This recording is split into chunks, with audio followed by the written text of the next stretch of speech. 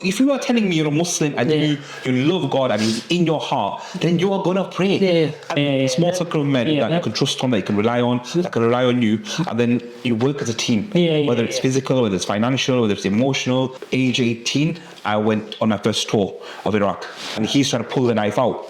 So as he was trying to pull this knife out, it's cutting into me. So I worked with plenty of UFC fighters, Bellator fighters, PFL. I've worked with people that have fought in Matchroom, and I'm doing a 9-to-5 job. And I'm conditioning myself to say I cannot achieve more than this. You condition your kids as well. You condition your kids as well. So if anybody's looking to get peptide injections done, give us a shout, come and chat to us and we'll explain what it's all about. So I homeschool my children. The NHS is massively underfunded. Once a soldier, you're always a soldier. Yeah, I get it. Once you've been in war, it's so ingrained in you. It's ingrained in you. And right now I'm currently studying an MSc in sleep psychology. Hi guys, I'm here with Imran. Thank you for joining me today, Imran. Pleasure. So, can you tell a bit to the viewers, like a very short brief, like your background and your age and maybe your companies that you run, and after we're going to go to the other questions. Certainly, yeah. So my name is Imran. I'm a physiotherapist primarily. That's the main job that I do. And I've got a few clinics. I've got one in Bolton, Great Manchester. So I've got one in Oldham as well. It's a wellness clinic. The same thing, the Manchester and the Bolton? Yeah, essentially, yeah. We do a few things. It's mainly a wellness clinic. So we do a few different variety of treatments, from physiotherapy, acupuncture, chiropractic adjustments. We do IV drips, teeth whitening. We do rehab and injury management. And we work with a lot of people in the community, as well as a lot of professional athletes as well. Some very high-level professional athletes as well. And we've been doing the recovery room. That's the name of the company. We've been around for about 2.5 years now.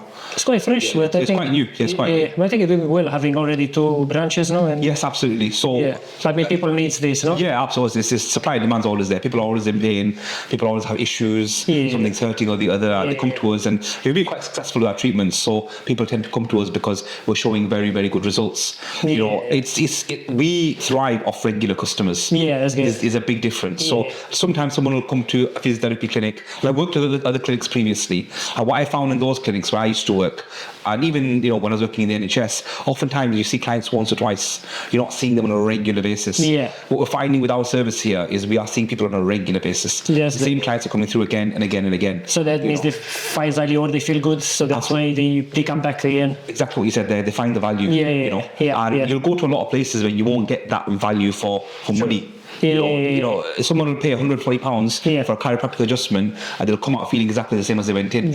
We really pride ourselves on people come here, they have an amazing service, they have great treatment, and when they leave, they really feel like we've achieved something. That's good. That's good. We really pride ourselves on that here. So that's where we're at the moment. The recovery room. That's great, and especially with the IVs. But we're gonna go into this a bit later. We'll talk a bit more about that. So the people don't know, but you also been in the army, or some people maybe know, but for the viewers maybe who don't know, you've been in the army, you've been in the intelligence corps. Yes. Can you tell us a bit about this? Yeah, definitely. I mean, this is something that I've not really discussed a lot. Maybe share what you can just. Of course. I mean, it's not even a case of I can't share certain aspects. I can share most of the things that I did whilst in the military.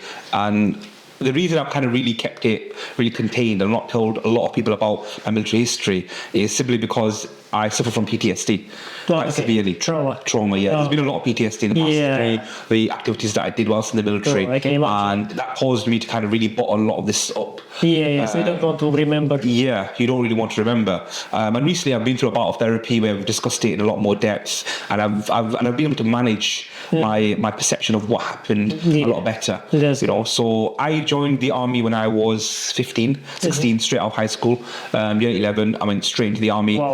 Joined the Army Foundation College, which is based in Harrogate. So because I was so young, they send you there for 1 year. So basic training, I went there for a year.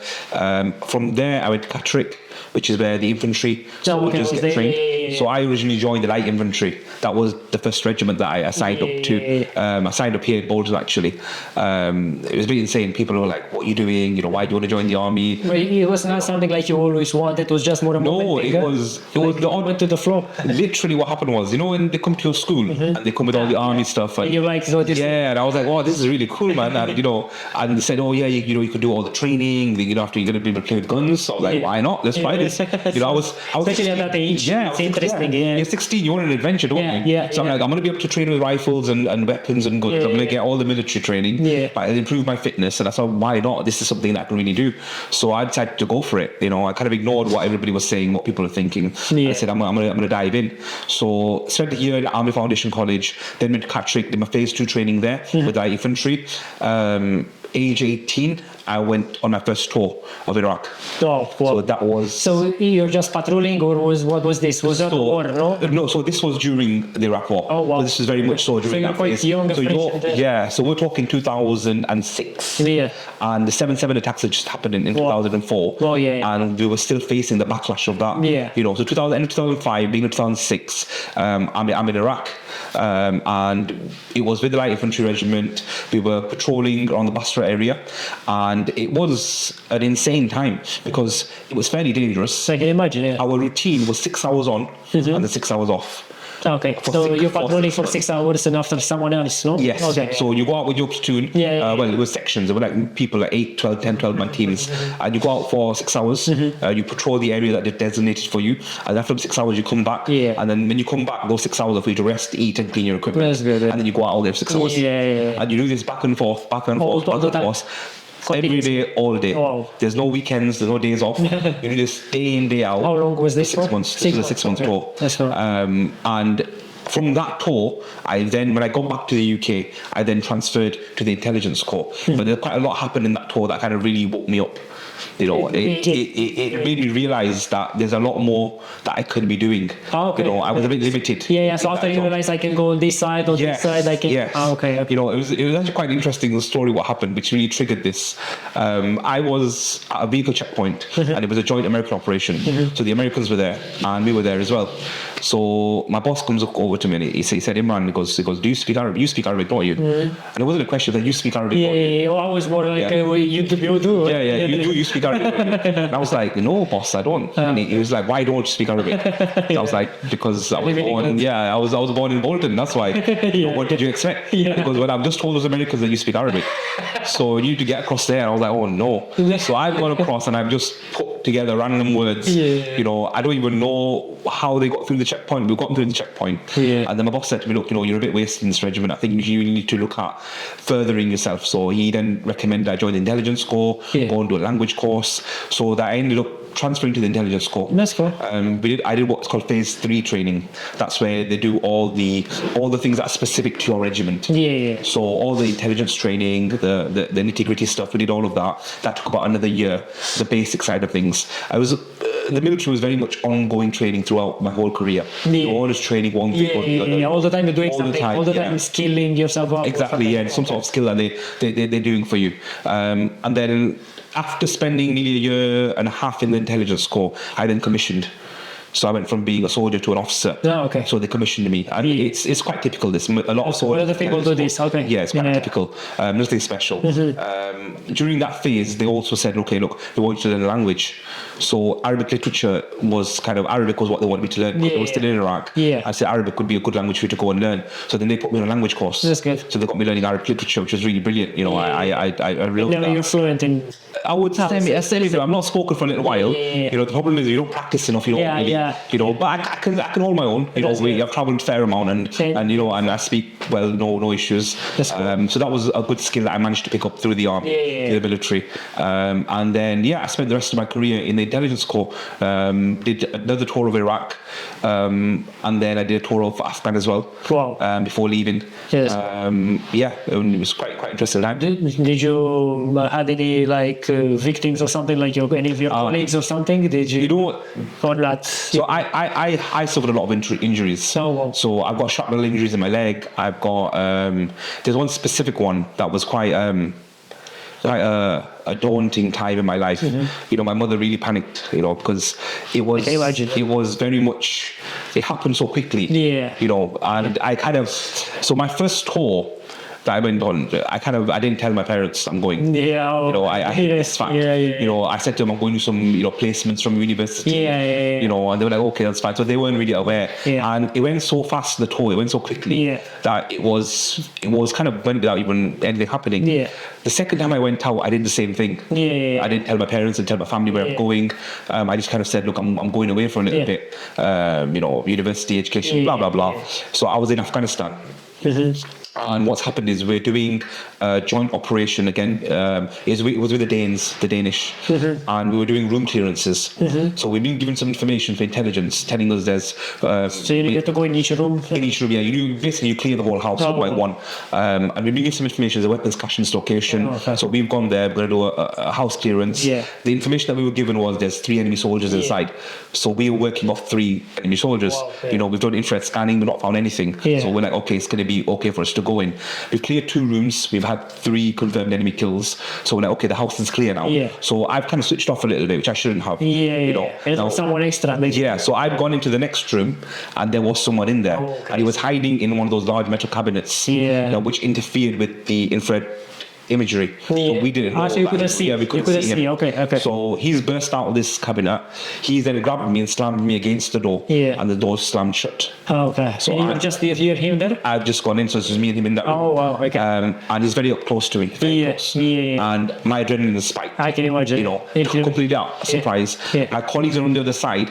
I'm very aware that they are not going to shoot through the door because I'm on this side. I'm very aware that no one's coming to help me here. I'm on my own for a few minutes.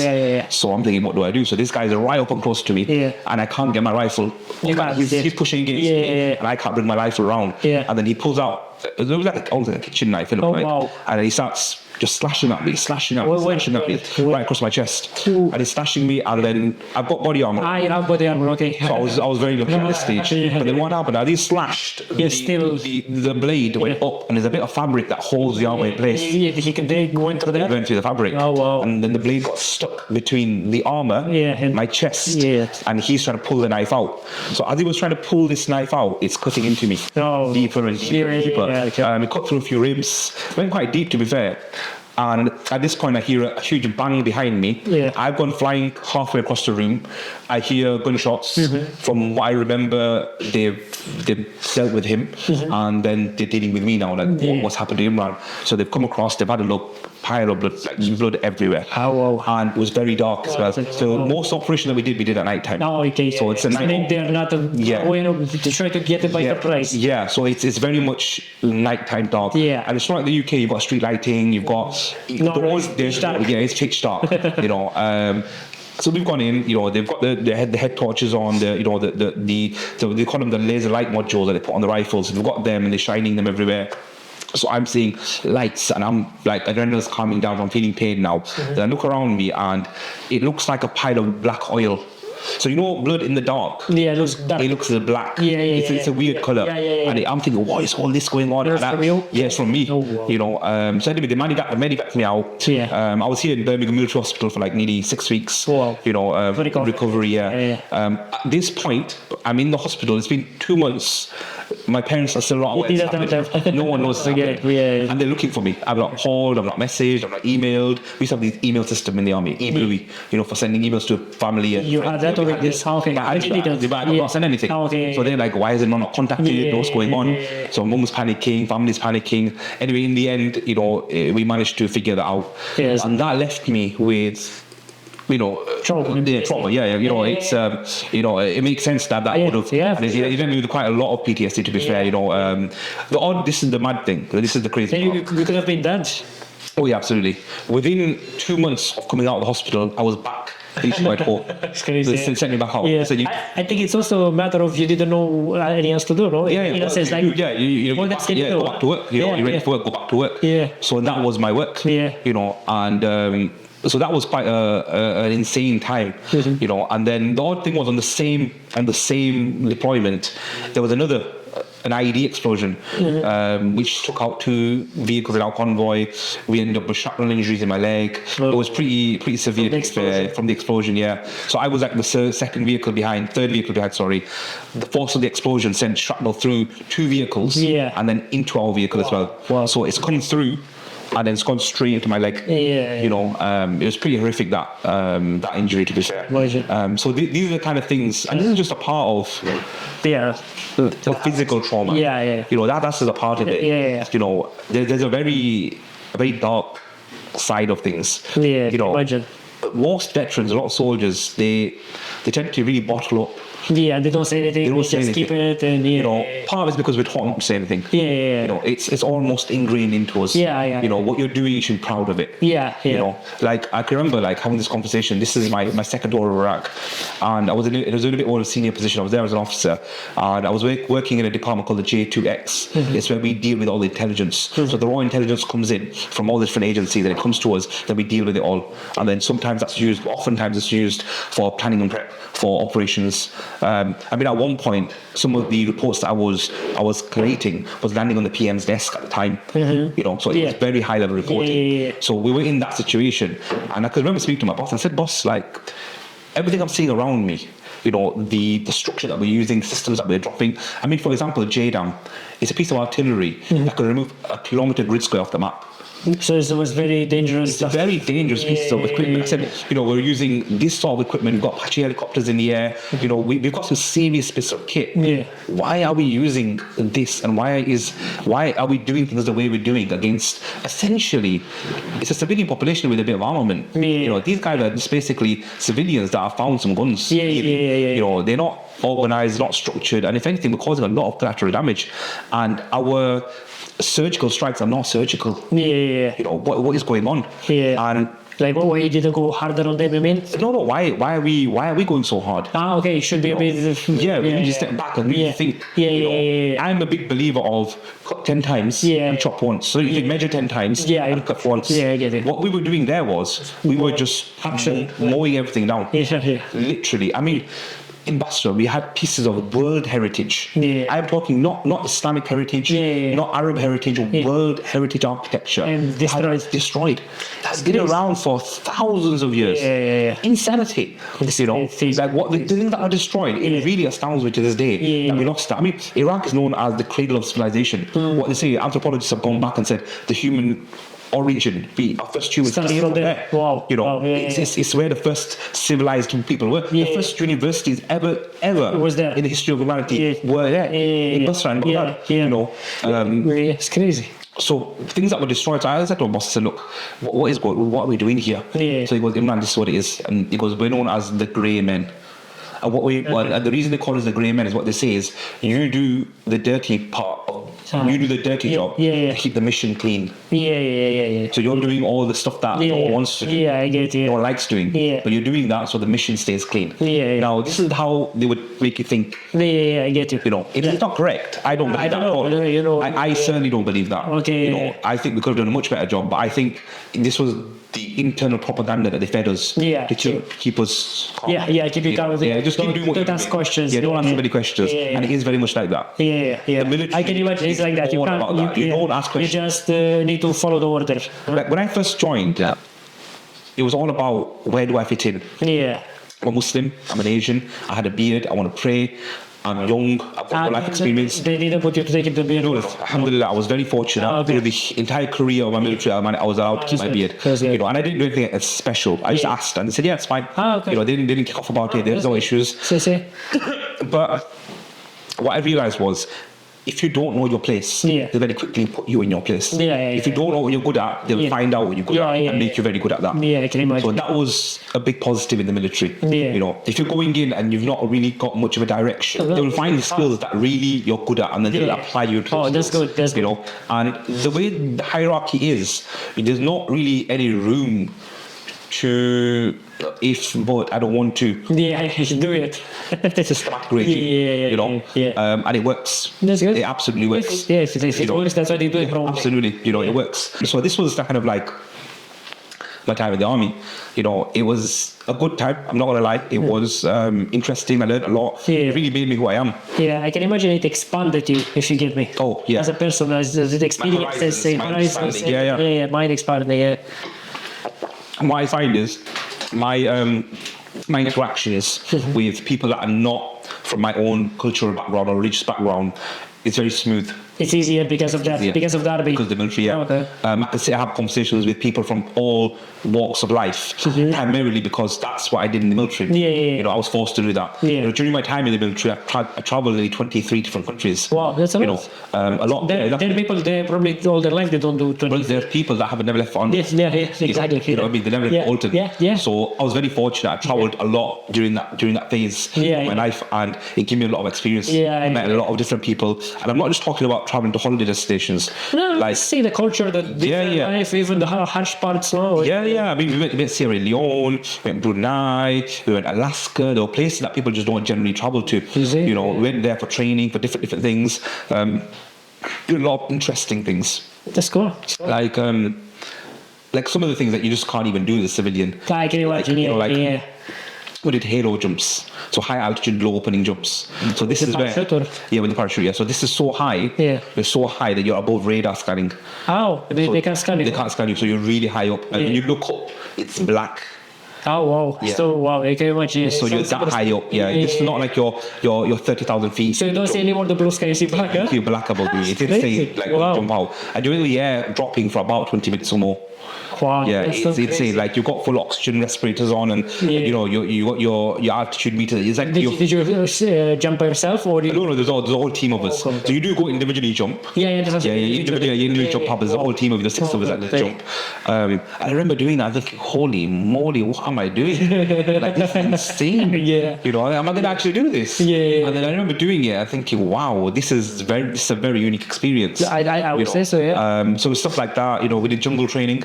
So we were out in Brunei. We did 4 weeks of jungle training, which was again pretty intense.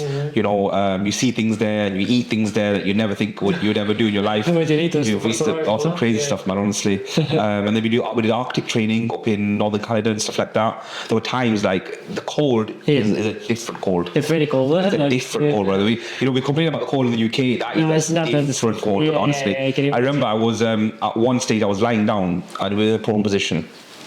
Sentry duty, guard duty, and I then got up. There was ice that formed on my back, so there's this crashing as I'm standing up. All the ice on my back was just cracking off. Oh, why? Because we are getting. Yeah, it was freezing cold, unbelievably. So we went there. We went New Zealand, did some training there. We went Sierra Leone, did training in Sierra Leone, and many other parts of the world. You know, for training, for exercises, for jobs, for part of the work that we doing. You know, so it gave me an opportunity to gain a lot of experience in a very quick amount. Yeah, and expand you. Really did. Expand your mind, your horizon. Absolutely, yeah. It really matures you. It really does. You know, but it kind of create this almost, and this is why I found for me, there was almost a desire for redemption at the end of it, because as I came out of the military, I suddenly realised that some of the operations I was involved in, some of the work that we did, wasn't stuff that would ethically align with my own principles. Yeah, so after you felt like you wanted to redeem yourself? Yeah, absolutely.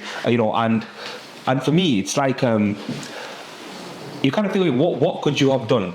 You know, and this is the question that I often get asked a lot. Is, okay, man, you're in the army. What did you do that was so insane, or what did you do that made you kind of feel so dark? Because there are times that, like, for me, like the darkness settles. And when I say the darkness settles, I'm talking about you're sat in a chair in a room for 4, 5, 6 hours sometimes. In your own headspace.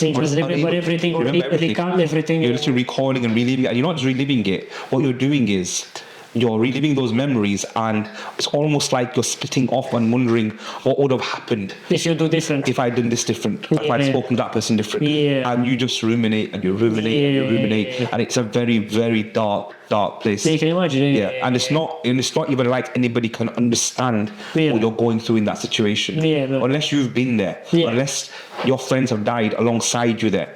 So other people that's been through the same experience, cannot understand that. Normal people can't. You cannot understand that. You know, and it's still one of the questions I always get asked: what was it? And there was one incident that I never forget, and I've never spoken about this previously, and it's something that I'm bringing to the forefront now because I'm more comfortable speaking about it. You know, I've had an X amount of therapy for it, but this was quite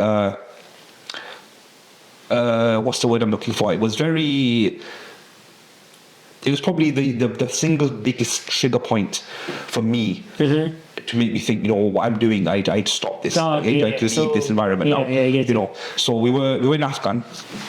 I was in a 2-week convoy in Kandahar, heavy traffic. The job I was doing at that time, I was part of an organisation called the JFIT, the Joint Forces Interrogation Team. So I was there interrogating other people. other people, detainees. So people that we had to be detained or been arrested or captured.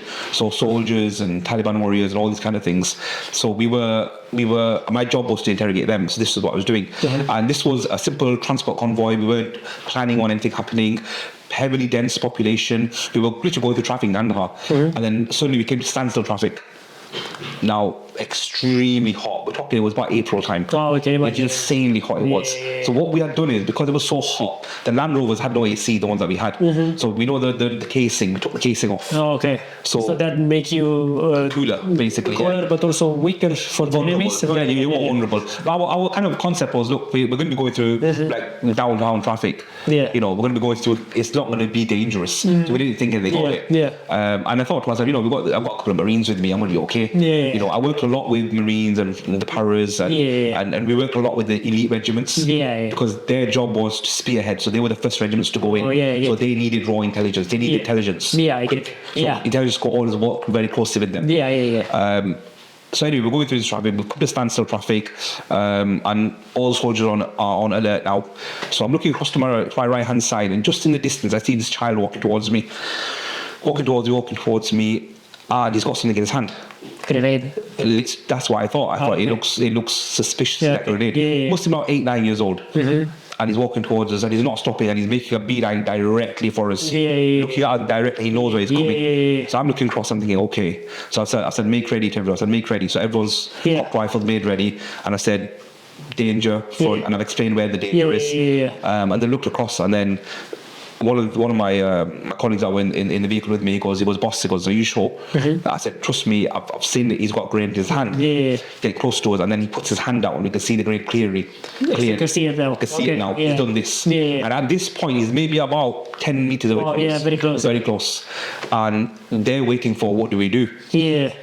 And I know what he's thinking. This child is thinking, or someone's told this child that vulnerable Land Rover, you could just put your hand through, drop it and run. You'll be fine. But that's what's the one. But they've not told him they will be killed. What could happen to you. And he just thought, and I think part of it was the people that had arranged this, they had assumed that we wouldn't shoot at a child, which we typically wouldn't. They are endangerment. But when everyone has a risk, there's a big risk, And so the child come in, and I said, make ready. I said, target scene, and I said, that's the point of the child. And then one of the Marines took the shot, dropped the child, the grenade went off. So they shot him. But the grenade also went off. The grenade went off. And the child dropped. The grenade dropped and boom.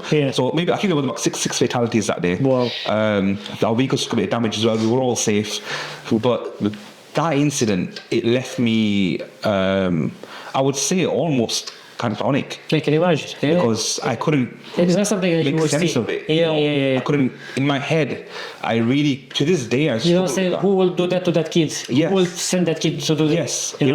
I sometimes, when I have these dark times, I'm thinking, I've had even conversations with this boy's mother, because this boy had a mother at some point. And what would she have been thinking? What would she have said? And that's probably been one of the single hardest triggers and moments that I've had to deal with and continuously deal with. I can imagine. And I live my life as normally as I can now. And this is something that's very much just behind the space. It's just behind the horizon. You don't have a choice. You need to leave behind. And you can never let it go. Not totally. Ever. And it affects everything you do. This misconception that you can. I say to people, you can go to therapy. It's great, no problem. Some wounds don't heal. It's just that you need to live with it. And I think that's what one of those. My ex, she kind of kept pushing me to try do therapy, do this. And some of it was beneficial. I said, okay, therapy is helping. Some of it was beneficial. But what I was trying to remind her again and again is some of these wounds don't heal. They're just there. You need to deal with them. Time's great, but time is not a healer. People times that heals everything. It doesn't. It doesn't. It allows you to live with certain things. For longer. But it really doesn't heal many things. And I struggled with that side of it for a long time. I've always been looking for an answer, a solution. But now I've come to the realization that there's not an answer. Sometimes there are solutions. Sometimes it's just acceptance. That's it. Just And, nothing else. and all I can do is just do better as I go along. You know? So that was probably the most significant thing that happened to me in the military, you know, and it's going to live with me forever now. Yeah, I can imagine. You know, and it will dictate a lot of what I do. A lot of decisions I make. And not even because I wanted to, not because it makes sense. But because that trauma. Somehow, it does influences you somehow. Yeah, it really does. You know, so that was the military, I suppose. That's cool. Thanks for sharing. Yeah. So that was quite an interesting army and interesting career. And what made you to do the switch to physiotherapy? So a lot of people ask me this, actually. It's quite an interesting one. It's not that interesting, I lie to be fair. I do get asked about it a lot though. Last year, my military service, I got married. Okay. Right. So during that phase, my wife is my ex now. She stayed on camp with me for nearly a year. In the army? In the army. Also, I was in the army. Oh, so one thing the army does is look after you. So I had no bills essentially. So that's good. They sorted me out a really cheap house on camp, really nice. Good. You know, it was really nice to be fair. I can't complain about that. Accommodation was always good. A lot of benefits. A lot of benefits in that side. You're always saving a lot of money. You know, but my wife came on, she really didn't like the lifestyle on the military camp. You know. Imagine. She didn't really make any friends. Struggled. You know, for you as a man, maybe it's different. It's cool. You're used to it. It's interesting. But you know, was there more like comfort? They like social life. They want a home. They had the home. They don't want a camp. They want a home. You know, and she tried for like a year. She tried her best, and then I was traveling in that time a lot as well. So I just finished a few courses. I just did an escape and evasion course. So it was 4 weeks where I didn't talk to anybody. I said to her, I'm not going to speak to her for 4 weeks. Like, I was gone. You know, we were in Wales, 4 weeks, escape and evasion. It was pretty horrific. And I'd lost like nearly a stone and a half in that time as well.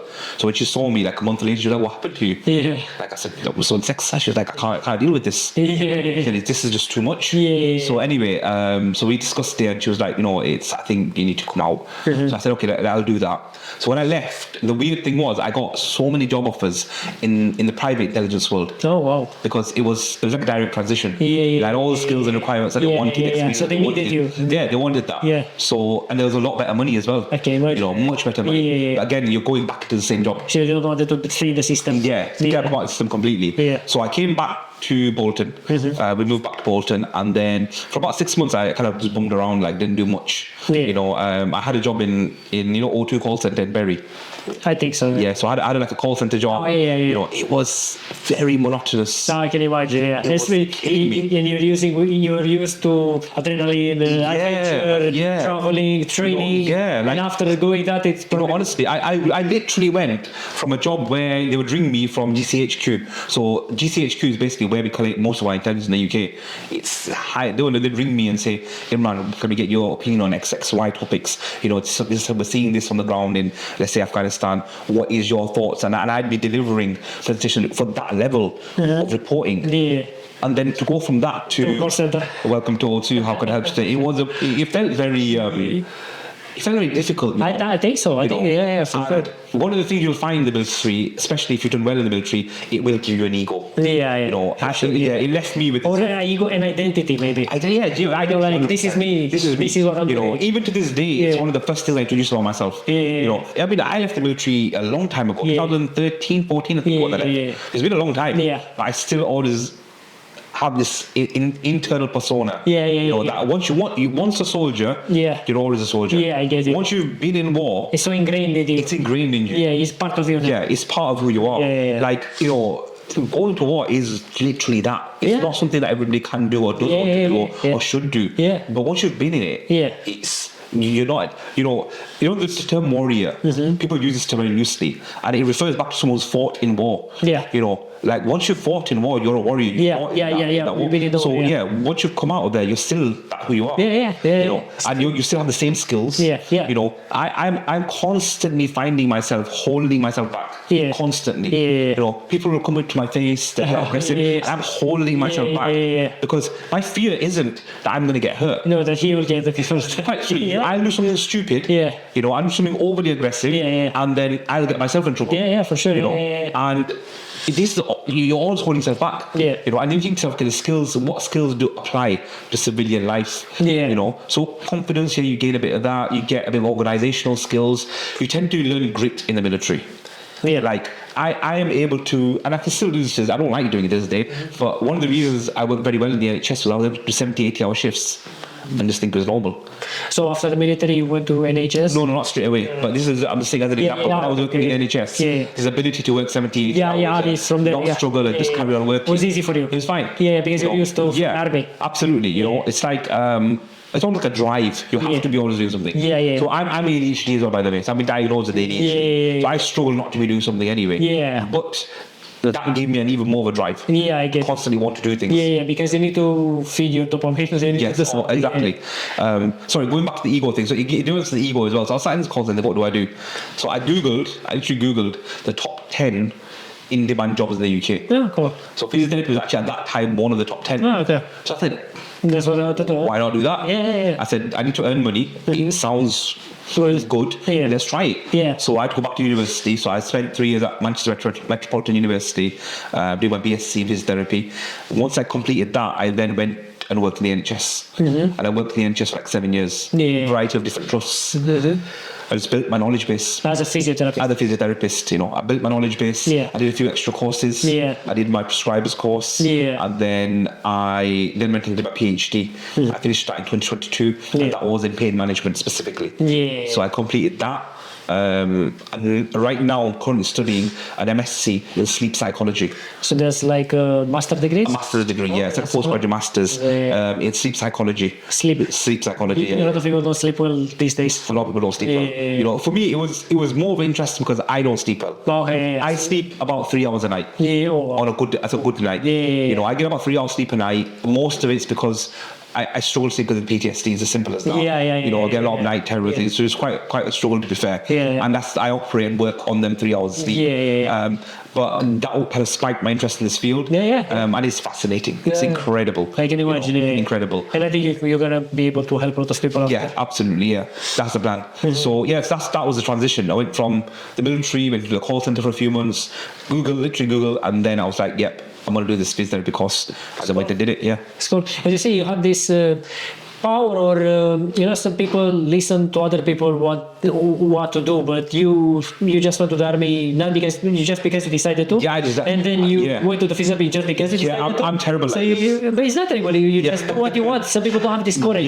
You know, I just went head in. You know, like for me, it almost works in a negative, to a certain extent, a negative way. Because for everything like this. I don't really take advice from people. I should do. You know, I should stop and listen. I've tried to do that more and more nowadays. You know, listen to people, listen to advice. You know, I think what people need to start doing is shortening or shrinking their circles. One of the big issues that I realized that I see all the time is people's circles are too big. You know, what you should do is shrink your circle, a small circle of brotherhood. Small circle of men that you can trust on, that you can rely on, that can rely on you, and then you work as a team. Whether it's physical, whether it's financial, whether it's emotional. That's cool if you can find this. It's hard to find, I think. It's hard to find. But then what happens is, if you're like me and you still take advice, when you have a circle like this, it's much easier to take advice. Because you trust them. You trust them. And they trust you. Camaraderie, brother, they trust you. And it's not just that. It's not just about taking advice. It's about someone helping you physically solve the solution. You know, one of the things I used to always argue nights about, and this is, you'll see this quite typically, men tend to want to have a solution. Women just want to be listened. They want to be heard. They don't want really a solution. They just want to talk. And are you listening to? And just take it in. But we want to solve it immediately. The man wants to solve a solution. For me, my desire is you could talk all you want. But it doesn't make sense for me. It's a waste of my time. How about we don't talk and I just give you a solution? You know, and oftentimes many of the solutions I would say rooted in logic. Because for us, we want the quickest. We just stop, and after the next problem comes, we solve it again. We're too busy. You know, as a man, I don't want to be sat at home doing nothing. I don't mind every now and then. Put my feet up and rest. Of course, But that's when I'm feeling the least amount of what I would call serotonin. Which is your neuromodulator for satiation, for bliss. I feel good. You're not going to get that. What I'm running on when I'm sat at home is dopamine. So you need to do something all the time. Yeah, it's telling me to get something done. Yeah. I crave to do more, to achieve more. Yeah. Now, That's good. that is a man's natural inclination should be like that. Yeah. You know, and then the home is a peaceful environment. Yeah. So for me, it was like, you come home, you want to have this conversation. There's an issue, solution done. Yeah, I don't want to keep talking. I don't want to that's what we want. this becomes the issue. Yeah. You know, and that's what I find. You know, like in terms of this sleep side of things, when I go back to sleep specifically, for me the sleep issue was coming from wanting a solution to a problem in my head and not finding a solution. So you know, I've got this issue where I can't turn this off, I can't turn that off. I'm constantly thinking about how can I do this. I try and read a book, it's not gonna work. I try doing white noise, that didn't work. Tried a few supplements, that didn't work. You know, and you just end up ruminating. Yeah, because you don't find a solution. Your brain wants to do that. You want to try to find a solution. You know, and this just seemed to be kind of ingrained in me a little bit. But yeah, so that's how that came about. Yeah, it's cool. How was life in NHS? You working in A&E as a what was emergency practitioner or what? Yeah, so I was an advanced practitioner. Yeah, to be fair, A&E was an odd place to work because there were times it was just absolutely quiet. Absolutely nice. Yeah, there was silence. You know, you walk around, there's maybe one or two patients. It's quite almost discerning because you think, oh, well, you should be busy. Yeah. You know, you kind of wanted to be busy. Yeah. That's why you're there. Huh? Yeah. And then it gets busy. You're like, I wish I wasn't busy. You know. And I worked in A&E during COVID. This is the worst part. I worked in A&E during COVID. So that 2-year period was exactly the 2-year period. I first rode to land in that job. So it was incredibly busy. Yeah. You know, my team was 8 members and we were left with 2 of us. So we were covering shift after shift. It was pretty insanely difficult work. You know, we were constantly, the PPE was just... it's crazy. You know, constantly in this heavy levels of PPE, changing, putting on. And then you're constantly worried, the anxiety of bringing home infections and all these kind of things. Especially at that moment, people were making it bigger than it was the problem. So you absolutely. But that doesn't mean you're not stressed about it. You're afraid of taking it to your kids, to your absolutely. To your father. I remember we used to go shopping, and bring the shopping to the door. I'd be wiping down each item individually, putting it in the house. Crazy. And I look back now, they always be the same. Yeah, well, it was, but everyone was doing that. Everyone was doing that, yeah. So it kind of like, it makes you think. You're like, should I be doing this as well? Yeah. You know, and so that was in the same time for me working in A&E. But you know what, I learned a lot. It taught me so much. I think a big part of why I am confident in diagnosing and I'm helping and I'm able to help people is because I spent time in the NHS, in A&E, in those environments. And lots of different cases, and you exactly different people. That's it, complex cases, diverse cases, and it gave me the ability that I have now to sit and diagnose and help people. Yes, so the NHS, that period in the NHS was very good.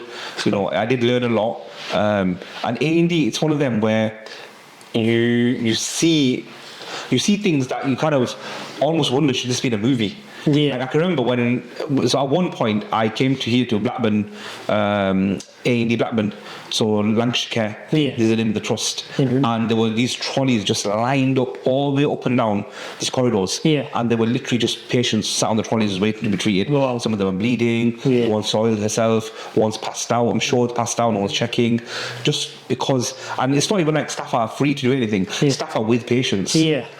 And they're just waiting. You know, I think one time a 16-hour wait time, and they wait the corridor of 16 hours. Wow. So I think, so you see something, I think that should be a movie. That's like a movie scene. You know, but that was just a typical day. Apparently, you know, someone was telling me that I think A&E Blackburn is one of the second busiest in the busiest. Second busiest in the UK. Incredibly busy. You know, so you see things like that, you can wow. But for me, it wasn't the one. The NHS is massively underfunded. Every year more or less. Absolutely. I know when I first started the physio, I remember I was here in Bolton Royal at the band 5, very low down, just starting off. You know, a band 5 gets paid less or just about the same as an Aldi staff. So it's not a big deal. You think, what? So this person goes to university for 3 years, 4 years, studies, it's same like an Aldi or whatever. And you're looking after, you're saving people's lives, and you're getting the same as Aldi and little stuff. That doesn't make sense to me. You know, and that's when I realised that we're very underappreciated. You know, and I started making plans. You know, what am I going to do to get myself out of this? Because the key is not to stay in a job where it's 9 to 5, you get 28 days off a year if you're lucky. You know, you have to come in on the time that they give you. You know, you can't just take a holiday when you want. You have to book it. You know, you get some bank holidays. You know, but ultimately what you're doing is you're confining yourself. You're restricting yourself. True. You know, and then I realized this quite early on. To be fair, I said, look, I need to develop some sort of passive income. I said, business is the way to go. You know, anybody out there that's thinking, okay, I want to be a clinician, I want to be a doctor, a nurse, a physio, ask yourself this question: would you do that job if you weren't being paid? And if you would do that job and you're not being paid, go ahead and do it. No problem. But if you would not do that job without the pay, then you're in the wrong profession. What you should be thinking about is, what can I do business-wise to create a passive income? And then when I've got a passive income, I can then do whatever I want. You know, my children, you know, so I homeschool my children. No, that's good. That's good. Not many people do that. No, it's getting bigger. The community is getting bigger. That's good, But one of the things that I'm always telling my kids is hustle. You know, you need to think about business. You know, think about generating income without having to work. You know, by the time you get 18 and it's time for you to explore the big wide world, you should already have some sort of passive income that you can take with you. If you can, You know, and it's not as difficult as it's made out. It's not, but you see, I don't know your upbringing, but like for people that, you know, like me, that comes from simple family, we don't know how to do that. You know? But I would say it's not that difficult, but because we don't have the software, you know, we are not brainwashed in a good way. We are brainwashed just to consume, to wait for the school system and trust everything, and that's why many people are stuck. You said something really brilliant there, where you said we come from a simple family and we don't know how to do that. And you know the funny thing is, the education system in the UK and most of the world, they know that you don't know how to do that. And what they see you as, they don't see you as a person. They see you as, okay, we've got X amount of jobs at 9 to 5, factories that need filling. So these are our workers. We cannot educate them and train them to be more efficient and better than us. No, exactly. If we make them smarter than us, nobody will work. Nobody will work. Or they take over. They take over. So we're not going to give them the ability to be more powerful, smarter, have more time than us. True. So they push us down this narrow tunnel vision of you have to have one career, one job, one form of income, and it has to fit in our model of Monday to Friday, 9 to 5. Well, otherwise you're not good. Otherwise you're not good. Otherwise you're weird. Otherwise, and you know, they've made it so difficult now.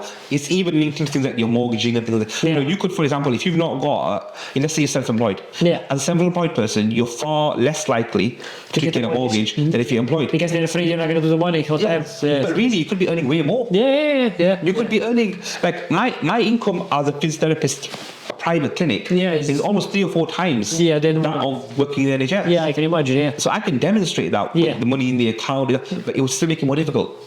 So the whole system is designed to keep you down. Even the school system. Yes, I know that. The 9-to-5 system at school is designed in a way where you could transition straight into 9-to-5 life. You don't feel you don't feel it. You know, and it's and not just that, it forces people to put your kids in school so you can work. I'm always saying we should accept our natural gender dispositions. What are we naturally good at from a gender point of view? And I said, okay, women are good at X, Y, and Z. That's what they should do. They have a level of compassion. They tend to be better teachers at preschool age. You know, there are certain professions that they are just better than men. So that's what they should go for. For men, same thing. They are better at certain things.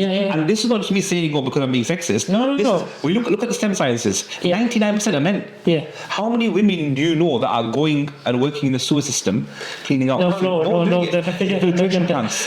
want to do them jobs. How many women are laying bricks and carrying blocks around? None of them. You know, how many women are on top of the power lines? You know, risking their lives, fixing these lines. Have you ever seen them where they do it? I see that. I see what. You know, when you see it. You know, like I've got a mate. He was in the army with me, and he became he used to work on oil rigs now. He's welding. That's crazy. And he was telling me something, I have to weld on the water. It's crazy. I'm thinking, holy, like, you know, do you see what I mean? So okay, there's a disparity in between what job men and women do. That there's this whole gap, but it's for a reason. Exactly. You know, what works. You know, we don't need to break it, and I'm a very big believer of that. The school system, the whole thing is designed to take you out your natural form. You know, think about it. I'm sending my child to a school for 9 hours a day. I don't even know the first name of this teacher. The only time I see this teacher is Mrs. Howarth after school in the playground and picking my child up. Yeah. More parents than me once a year. Yeah. It's great. I have no idea for 9 hours. And you don't know what they put in their heads, what they teach. They have this curriculum. Yeah. But again, Exactly. that can be interpreted how they want. Yeah, exactly. Yeah, You know, they can tell how they want. Or someone that has an agenda, they can sponsor the schools and say, put this into their learning. This is what happens. Yeah. We've got a school here, ESSA Academy. It's essentially an academy that's been created by a pharmacist, co-heads. Yeah. No. So you imagine they have an agenda to promote. Do we really sit here and think that there's not an agenda? It is. Why would a pharmaceutical company, why would a pharmacy go into a school and do that? Exactly, yeah. Of course there's an agenda. It's crazy. We might not see it on the face value of it, but there's something. Yeah. And your children, I say, my children, your children, they are our responsibility. Sure. Not somebody else's. Yeah, sure. Yeah. And I get that some parents struggle, we can't always, both be working. But again, sisters drink for that, isn't it? Yeah. If you don't have two incomes, you're struggling. Yeah, you can't. It's so expensive to live here now. It's made up so you're not getting above the level. Yes. Even if two people, you're still just surviving. Still poor. Yeah, exactly. That's what they want. That's what they want. Yeah. They don't teach you to budget in school. No, exactly. Think about the skills they teach you in school. Nothing. When did you last use your algebraic equations, my brother? Never. Yeah. I've never in my life had to use Henry VIII and his 6 wives or whatever wives there was. Yeah. I've never had to discuss Oliver Cromwell. I've never had to discuss the Great Fire of London. I've never had to do calculus, algebra, trigonometry, and the assortment of absolute crap that teachers in schools. In none of your jobs. None of my jobs. Not even army every day. None of it. Yeah, see? And that's not because I've got technology. It's because it doesn't come up. Yeah, exactly. It's just to keep your mind busy. Yeah. So you don't learn the real stuff. The real stuff. Yeah. Like, when I left the military, I remember arguing with the council about council tax. I never paid council tax. Before. Yeah, so they've landed this bill on my doorstep, £900. I'm thinking, what's this bill for? Yeah. But what's this for? Like, around council tax, there's your bins, your police, the road, I don't know what they pay for. Yeah. I said, look, my bins. I said, I'll take them myself. Yeah. I said, I'll go to Rake's Lane and I'll throw them. skip myself. It's fine. I don't have that much rubbish. I have to pay this much money for it. Yeah. They don't know it's for this, for that. And I'm thinking to myself, this is insane. What is this? I never heard of this. Yeah. I didn't know how to buy a car. Yeah. I didn't know how to manage my finances because I never had to do this for something. It was kind of just, you had plenty of finances. Yeah. You sort yourself out. Yeah. I didn't drink, so I saved all my money. No, that's good. Yeah. And all the food was paid for. Yeah. So I went to the scoff house, ate my food, didn't have to spend money on anything else, and I just saved money. Yeah. But in school, these skills, they don't teach you any of these things. Nothing, yeah. So you leave kind of as a half concocted formula. Yeah. You're going into college, you're still a baby. You're going to university, you're still a baby. You know what's the thing? Like, I feel like, so you go to the school and the thing is, the moment you finish school, even university, maybe after you finish, if you don't go in a job straight away, if some people go universities, they don't find a job or something, you feel stupid. Yeah. Because you've been taught a lot of things that doesn't work, and after you go into the real world, you want to show what you learn in the school, but nobody cares what you learn in the school. Absolutely. So you feel stupid. You feel so after when you take the McDonald's job or the warehouse job, you're fine with it because you feel stupid. This is my lane. You are like, anyway, don't worry. I like this. It's a very good way of thinking. Absolutely. You're already kind of, they've forced you to, they've conditioned you. Yeah. So the word conditioning. Yeah. There's a concept. Have you ever heard of Pavlovian training? No. So Pavlovian training is how they train dogs. Without thinking. And dogs are and the reason it works for humans is dogs have very strong emotions. You can get therapists for dogs now, which is insane. That's crazy. I've had a couple of dogs. I love dogs. Me too. I have one. My last dog was an XL bully, big guy, was brilliant. I loved him. But with dogs, they have emotionality as well. They have emotions. Yeah. And if you can train a dog to ignore the emotional aspect of his thinking process, they then suddenly become like soldiers. Wow, that's cool. I love dogs because they can be so well trained. And dogs are so loyal. Dogs will die for you. Conditional. That's the only the conditional and unconditional love they give you. Unconditional love, you can train a dog. That dog will die for you. But your best friend won't. No. This dog will die for you. It's insane. And this is why they use across by so many armies. Everywhere. Dogs. Sorry, my point was about dogs. So. This emotionality. If you could train this out of the dog, and you give them these commands, they listen. This is called Pavlovian training. You've done it to humans as well. So when you look at the security services, so people that do close protection security, if you look at a bank, they're taught or trained not to think. They're trained to jump. To react. To react. Immediately. This is my my employer, I'm protecting this person. You know, this is what I'm keeping safe. I hear a boom, I'm in front of them. Now, did you see that recently? There was that clip where Donald Trump had the Secret Service and then the females all struggling. Do you remember that? The woman, she couldn't even get the gun out. I'm thinking, it's insane. It's crazy. You know, this guy was meant to be the most powerful man on the planet. And they could be killed because of her. Literally. And there's 3-4. I'm thinking about what is going on. You know, and you know, one of the, I mean, I speak to a lot of psychotherapists, and one of the things we were discussing recently was why these females struggled, because they struggled to separate emotion. Exactly, from that action. True. You know, and we see this all the time. It goes back to what we were saying earlier. They were in this situation. The natural thing that was going to happen happened. You know, adrenaline spiked. This woman got upset. She got angry. She got scared, and she wasn't able to carry out her duties. Now, how do you know men can do this? Why can men do this? Because we have this our natural thing, skills that we're born with it. I don't know why men can do it. But I know we can, and the reason I know, I've done it. I've been there when the bullets are coming at us. And you had to do our job. Like we couldn't be like, oh no. You have to do what we have to do. Regardless of your life being in danger. You know, so. This Pavlovian training is what he does, and that's what they're doing in these schools. It's a Pavlovian type training. You go and you leave school and you think, I'm being capped. I can't buy pests now. So then you go to McDonald's, like you're saying, and KFC, you're happy. Because I say you're conditioned. You're conditioned. It's crazy. You know, they did this experiment with fleas. I don't know if you've seen it. It's a really interesting experiment. And you know, they put these fleas in a jar.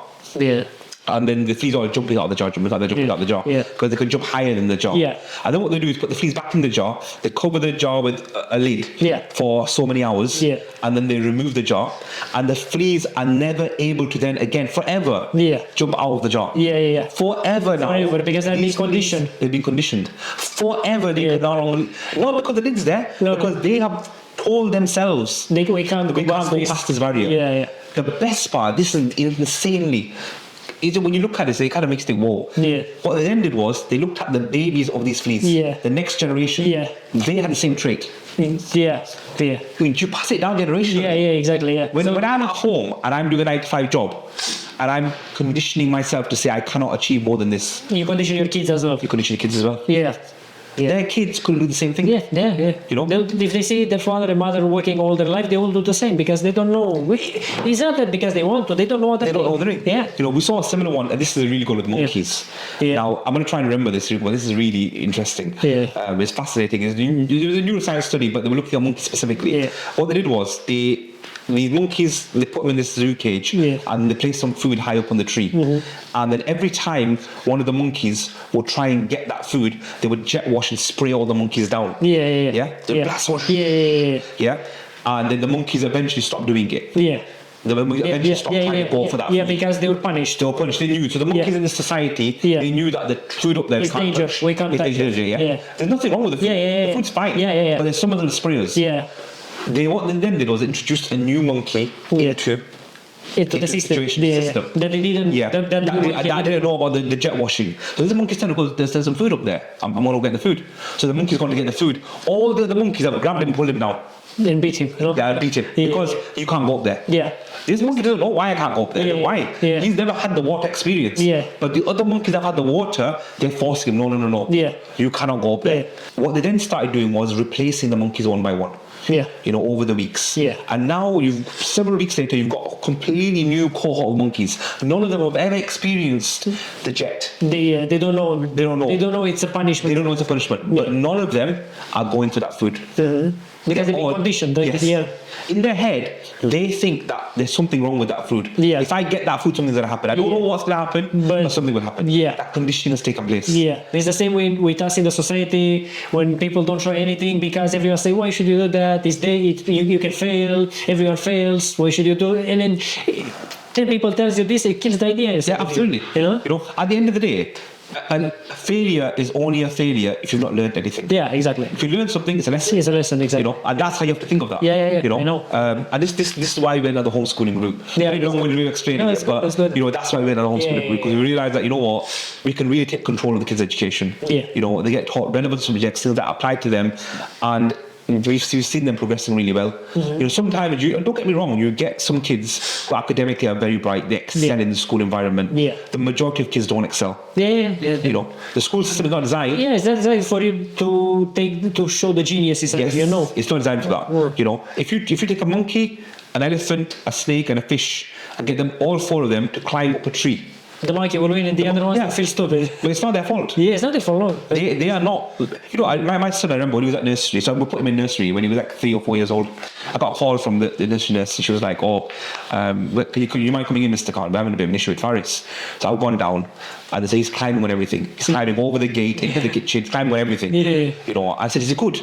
They said he climbs on everything. You need to go on top of the fridge the other day. I was like, wow, what a blooming heck. So I said, what do you really do? Because we don't know how to manage the behaviour, we're really struggling with it. So I said, okay, is this a problem to you? They said, yeah. I said, well, why is that a problem? If he doesn't do anything. I said, no, but I said he's good at climbing.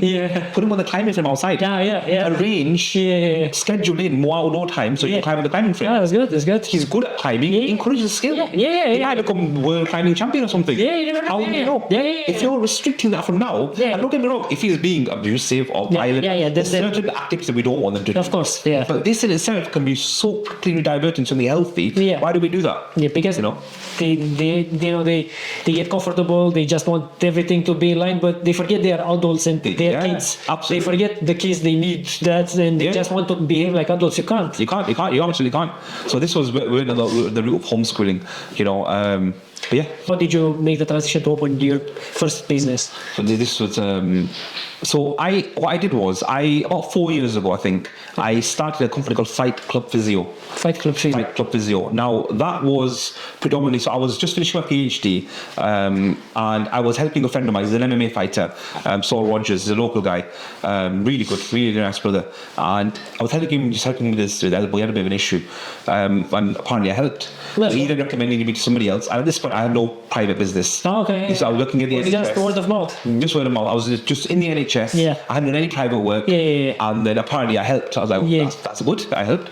No problem. And then he recommended somebody in, and somebody else recommended, and suddenly people are coming to see me. They're like, oh, Imran, when can we see? I said, I don't have a clinic. He said, oh, can you come to us? I said, yeah, I'll come to you. You pay me, I'll come. So I'm gone. I'm doing job, but this is brilliant. And I realized that clients are building up. And then I got to a point I realized that I need some clinic space. So I worked in a local clinic in Bolton for about 6 months. Built up a bit of experience with the clinic. See how the things run. And then I decided that I'm still going to take the dive. And I had my notice in, and then the door right in and my first clinic. That's cool. And I was, and I encourage you guys, honestly. Business is one of them things you're going to fail at some point. But if you don't, and this is the part that you need to grasp and hold on to. If you're successful in business, it can really change the quality of your life. It can give you a really good passive income, which then means you can do all those things that you want to do, whether it's traveling, whether it's education, more time with your family. You could do those things, go to the gym, because you're not tied down. I'm in a position now where I'm very fortunate. I can walk into my clinic, make sure that my staff are doing what they need to be doing, and then spend the day with my kids if I want to. I don't always do that, don't get me wrong. I find it hard to turn my ADHD off. I'm trying to open something new, I'm constantly thinking like that. But you have the choice. The choice, exactly. The choice is there. And this is something that is difficult to swallow. Where people are so ingrained that 9-to-5 check at the end of the month. Why is the comfort? It's the comfort. Because even me, like with, so I am doing this podcast now. I'm a videographer for someone in a company. Okay. Because it's hard for me to get it by myself. It's hard for me to get the clients to go and network and go to. Because when you are on your own, you need to find the clients. No, of course. But you know what I say to that. And it's the comfort. That's why people stay there. They don't take the plunge. What you have to ask yourself is, okay, unless this guy came with a lot of money to start the company, it's oftentimes not the case. Most companies start with minimal capital at the end of the build. You do get that every now and then. My dad's got 10 million, here you go do this. That's fair enough. But despite that, most people are starting, with limited capital. They're grinding and they're taking a big risk. So that they had to have done that. And now they're in a position where they're employing. Yeah, yeah, You know? yeah. So big risk, big reward. Big risk, big reward, absolutely. Yeah. And that's what it comes down to. If somebody else can do it, you can do it. Of course, you know. of course. Or even if you fail, but at least you learn something. You still got some skills, and then you try again and again. At one point, something. That's it. Absolutely. You have to be consistent with it, and that's what it's taken me. To have this business has taken a lot of consistency. Right now, I think I have about 4,000 clients for my books. Oh, that's good. So we use a system called Fresher, which allows every client that we come and see an appointment bookings and all that. Yeah. I have about 4,000 clients on my books, and that's taken years of consistency and seeing one client after the other, giving them the time, giving them the treatment, and making it work. Of course, that's what it's taken. Yeah. Would you say you had like more, especially in the beginning, was like, I don't know, 12 hours, 6 hours days? Oh yeah. I can remember like some in the building days, stage. Yeah. Some days I can remember I used to come in and I would be the painting in the morning, and then I'd start seeing clients at 12 o'clock, and I wouldn't stop seeing clients at 11 p.m. at night. Wow. Because most it takes that when you start, you will be a bit out of balance. Oh, literally working 7 days a week, non-stop. That's what it takes. Wow. You know, and I can remember like I used to get this complaint.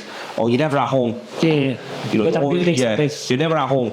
We never get to see you. Yeah. The kids just want your time. Yeah. And you know the funny thing is, I say this to a lot of my friends. You know when there's money in the account? Yeah. No one's complaining. Yeah, nobody. Yes. When you've got money in the account, yeah.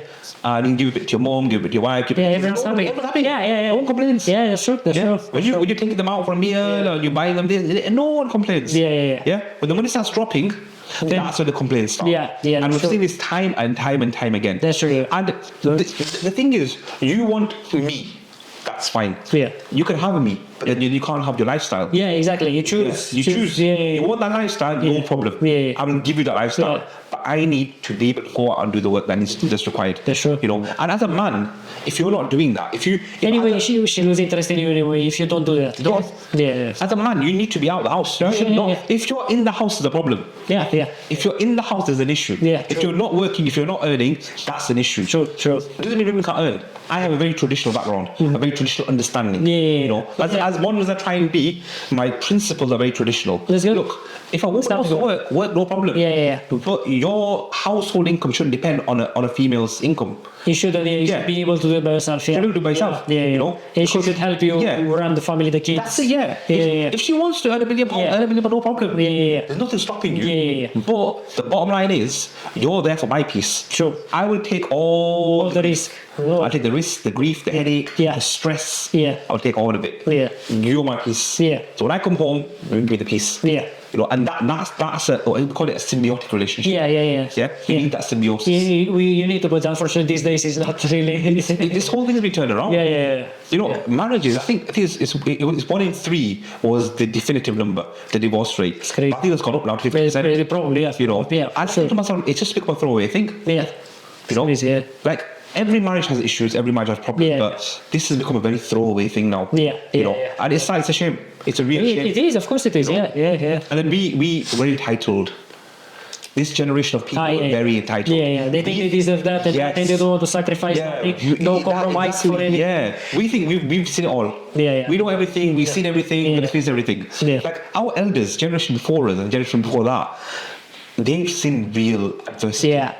And they really compromised. They really compromised. They really they've had issues. Yeah, they had many issues and problems, but they still stick together. They stay for the kids or for the. You know, they really did. And some of it towards the kind of seems a bit odd now. Like, you know, why would they have done that? Oh, they were being weak. They were being weak. No. If they hadn't done that, we wouldn't even be here today. Yeah, exactly. You know, the things that we have around us wouldn't have happened. You know, like the way they worked in the 60s and 50s and 40s, we couldn't even imagine working like that. I can imagine. This country, when you look at the Industrial Revolution and the way it was built on the back of very, very hard-working people. You know, and those people don't exist anymore. No, they don't exist. We are very weak generation. They really are. Honestly, you know, it's insane. Yeah, sure.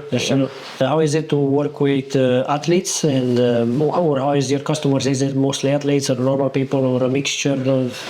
When I first started, so when the Fight Club Physio, this was the original brand, Fight Club Physio. So it was probably mostly athletes. Yeah. So when my friend saw it, he was kind of recommending people to do it one by one. It was all athletes, the same industry, same people that he knew, people that he trained with, jiu-jitsu, boxing, you know, grappling, all this kind of stuff. So he started sending a lot of athletes to, and it was good for me because what it did was it built my profile. Yeah. You know, it allowed me to kind of really get good exposure. That's good, yeah. You know, I'm not an amazing physio, I'll be honest with you. And I get a lot of good reviews. I'm very thankful. Alhamdulillah, I'm very, very thankful. You know, God's blessed me in big ways. Yeah. But I'm not an amazing physio. I'm not a great physio. You know, I know my job. Yeah. I know what I'm doing. Yeah, you do the best at all. Yeah, I do the best that I can. But I've been very fortunate. I've received good exposure. Yeah. And people have trusted me with their health, and I've given them the results that they wanted. That's good. Which is more than I can say for a lot of people. But that's the situation I've been in.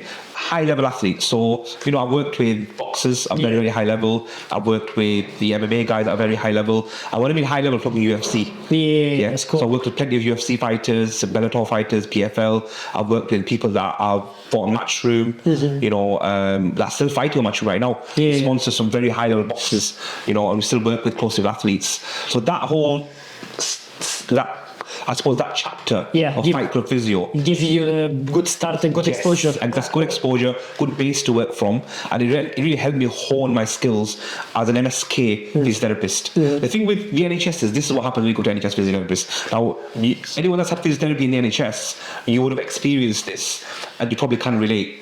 You'll go in, they'll spend about 5 minutes talking to you, they'll explain, you know, what they think the problem is, then they'll give you a sheet. And on the top of the sheet is Physio Tools, and that's a piece of software in the chest. A software called Physio Tools. Okay. It literally puts out the exercises for you. So I don't even have to think about the exercise that you need. I go click. There you go. I'll see you in a few weeks' time. It's easy, very systematic. Systematic. So the skills that you really need to develop to be a good MSK physiotherapist, where you can spend time to work out the issues, really get them moving around, you know, and then for each individual. And maybe you see, maybe I'm tall and long, maybe I need to be different. No, that one is absolutely more like this, and also maybe that's it. No? You have to really customize it. You know, you have to tailor it to the needs of that patient.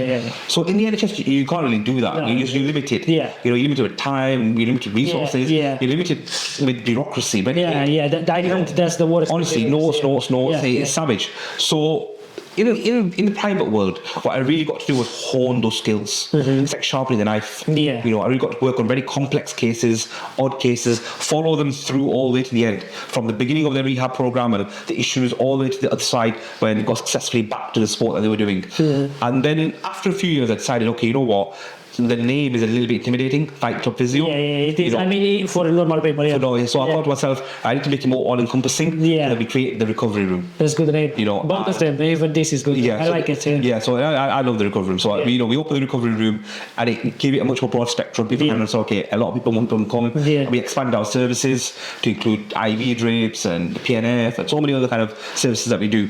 And that's kind of where we are now. You know, that's what happened with the transition, you know, from Fight Club Physio to the recovery room. That's cool. What about these IV drips? So, like, can you touch a bit on them as well? So, what? I mean, I see on your social media or on TikTok, like what you do, like vitamin C, all kind of things. What can you do? We do a whole range of IV drips. Now, vitamin IV drips, they've actually come under a lot of scrutiny recently. Do they work? Do they not work? What's the benefits? I mean, should. Oh, they certainly work. You know, and the thing is, I said to people, okay, right, you go to Holland & Barrett's or you go to Boots and you'll buy the vitamins. Then you don't know what's in them. You don't know what. But let's say you do. Let's say they're the best one. You're gonna ingest them orally. You're gonna pay the money. Everybody ingest them. You feel like that works. And it does to a certain extent. Why would you assume? And I've come across a lot of medical practitioners that these IV drips don't really work as effectively as you think. I said, okay, first of all, we'll go back to the very basic understanding. When you ingest something, a big portion of that gets wasted. Then after goes to the blood. After. And you pee it out. Whereas with an IV drip, you get 100% absorption rate. Everything that in the IV drip, you're going to use it. Your body's going to absorb it, use it, utilize it. So that's one. Number two, we can give you high dosages without side effects. You know, we can certainly do that. You can have high doses. High dosages. You know, which you can't always do. If I were to give you an injection of high dose vitamin C, I'd have to give you 4 or 5 injections. Whereas if I put it into an IV bag, it's easy. It's one in, and it just goes through your body. And there's many variations of the drips. So we do vitamin IV drips for focus and attention, for performance and recovery, for helping you sleep, for skin brightening as well, hair, skin and nails. You know, we do them for people that have done like weight cuts for fights, for hydration purposes. You know, we do it for pain management. We do it for cellular regrowth. So many different topics. You know, reasons we do the IV drips as well. So what are you doing? Just vitamin C or no? Many vitamins? All vitamins. The thing of it cocktails. Even cocktails. No? Yeah, That's good. think of it as cocktails. So you might say to me, okay, Imran, I'm not sleeping very well. Yeah. So then I will then create an IV customized for you. That's cool. It'll have maybe magnesium in there, a bit of zinc in there, maybe a bit of bone in there, things that you'll need That's in cool. there. So, for example, I mean, this is more a personal thing. So, for example, me, I think I have a problem with, many people probably has with insulin resistance. Okay. So, is this something that will maybe speed the metabolism or make you to have a better blood sugar? So when you're talking about insulin resistance, the thing is, IV drips can help. Yeah, but it's not for that. It's not, but it's a very temporary fix. It's a temporary. It's a very temporary. Help you moment. So I can change the metabolic makeup of your bloodstream to help control insulin. Yeah, it's better. But the second that's all used, the other one, it's going. and no one's done the research to see how much you're going to need. Yeah. Now the thing with insulin resistance is very easily compatible. Yeah, just eat proper. Yeah, and it's not. It's simple, honestly, like I'll give you an example. Keto diet or carnivore. Like dates. Yeah, yes, that's a very high. It's high in sugar. Very high in sugar. Yeah, like, it's good. Yeah, but honestly, it doesn't even touch the glycemic index. Wow. You can have 10 dates right now. Yeah, you're fine. It'll have zero impact. So you see the point of natural. So GLP-1 marker will not even move. Yeah. Whereas when you have sugar, through the roof. Yeah. Processed sugar, it's so bad for you. I know. I was reading a study recently. It's insane. This study. It was regarding mental asylums and mental institutes and how they correlate with the advent of processed sugar. So before the advent of processed sugar, we didn't have many mental health institutions. Yeah. I know it's all the sugar is not the bad. I know. Sugar was one of the key factors. Yeah. When that became predominantly available, we saw this massive explosion of mental health issues everywhere. Yeah. It's also, I don't know if you've heard about vegetable oils. This is a new one. So sugar and vegetables is the worst things. One of the worst things, bro. Well, especially together. Especially together. It's crazy. Absolutely. Even like when you said insulin resistance. Now when we talk about dementia, Alzheimer's. It's basically insulin resistance at the different level in the brain. Yes, so they call it type 3 diabetes. Yeah, but it's insulin resistant in the brain. Yeah. So all of this is because of sugar. Yeah. It's crazy. Yeah. Sugar so bad for you. Yeah, it's very bad. And how do you handle everything? So you have 2 businesses now. Yeah, I bought a food business as well. So about 3 businesses, personal life, kids, whatever, family. How do you juggle it? So it's an odd one. So I've actually got a boxing fight coming up in 2 months. I'm in boxing camp right now. I've got a fight coming up in February. So you box, like what do you do there? It's a white collar fight. So you're gonna box? I'm gonna be boxing. Yeah. So I'm in camp for that at the moment. So I'm trying to get my training in. I'm not gonna lie, it's a very difficult task. I have ADHD, so I struggle to organize my thoughts anyway. Yeah. I end up starting one task, leaving it, starting another task, leaving it. By then I have 10 things to do. One of the things that does help is because I don't sleep. I have time. I have time to finish things. Otherwise, typically it's quite difficult. My energy levels fluctuate a lot. So by the time the evening comes, I'm very, very tired, very lethargic. I'm very aware there's a lot of jobs to do, so it can increase anxiety and these kind of problems. With the businesses, and this is my advice to everybody: start off as you mean to go on. So the mistake that I made. Was I tried to do all the work myself. You need to delegate, no? You need to delegate.